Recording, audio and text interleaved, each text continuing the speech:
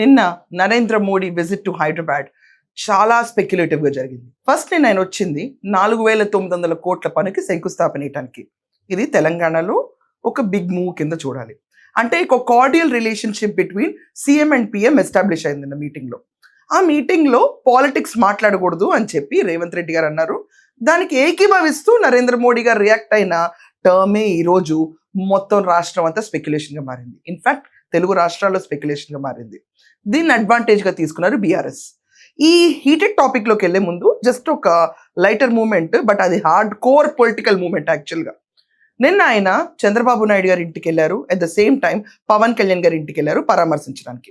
చంద్రబాబు నాయుడు గారి ఇంట్లో approximately 1 or 20 minutes spend చేశారు Narendra Modi. At the same time Pawan Kalyan గారి ఇంటికి వెళ్ళి పరామర్శించడానికి 20 నుంచి 25 నిమిషాల టైం స్పెండ్ చేశారు. పేపర్లో వచ్చిన వరకు తేనేటి విందు, తర్వాత ఆంధ్ర స్నాక్స్, ఇవి పక్కన పెడదాం ఒక నిమిషం. బట్ చంద్రబాబు నాయుడు గారిని కలవటం వెనకమాల ఒక రాజకీయ ఎత్తుగడ ఉందని చెప్పి ప్రతి ఒక్కళ్ళు భావిస్తున్నారు.